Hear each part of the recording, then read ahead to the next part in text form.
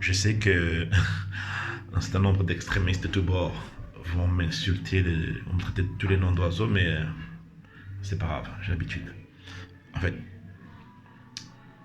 nous vivons une période assez incroyable.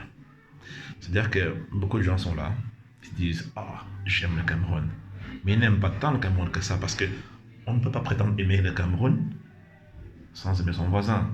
Un Bamileke qui se dit j'aime le Cameroun, mais je n'aime pas les bêtises, je n'aime pas le Wissa, je n'aime pas le Douala, je n'aime pas l'anglophone.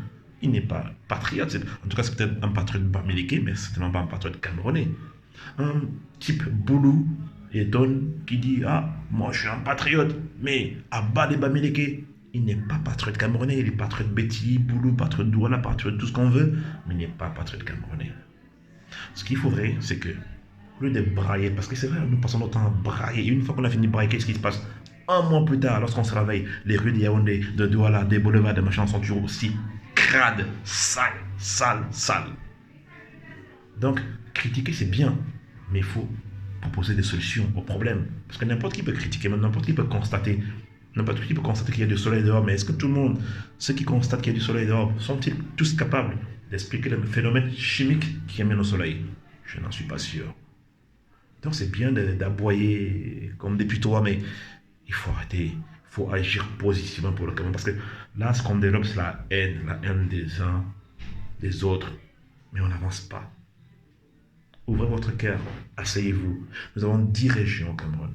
Pourquoi il n'a pas désigné 3 ou 4 sages, des vrais sages amoureux du Cameroun, ceux qui sont prêts à mourir pour le Cameroun, à s'asseoir et discuter vraiment? Parce qu'il faut qu'on se fasse. Il faut qu'il y ait du face-to-face. Face-to-face, c'est-à-dire qu'on ne doit pas avoir peur de la vérité, on doit se dire des vérités. Le boule doit pouvoir dire à un boule, écoute, tu déconnes, ça ne va pas. Le Bamileke doit pouvoir dire au Bamileke, non, là tu exagères. Le Bassa doit pouvoir dire non, moi j'ai tort, là où cela a raison. Le Banganté doit pouvoir dire moi je me trompe, c'est un anglophone qui a raison. Une fois qu'on aura fini, réussi à se dire ces vérités-là, on va continuer de bâtir un pays prospère. Le Cameroun est tellement riche en tout. On a des potentialités énormes, énormes. Mais qu'est-ce qu'on en fait? Non. Il faut tuer les boulous, il faut exterminer les Bamileke. Ah là où ça c'est le nordiste, c'est un mouton. Un tel il fait la sorcellerie chez les Bassa. Mais après, une fois qu'on a fini de parler comme ça, il ne se passe rien. Donc, ouvrez vos cœurs. Ce que je dis est peut-être utopiste, hein, mais je pense que c'est vraiment la meilleure voie.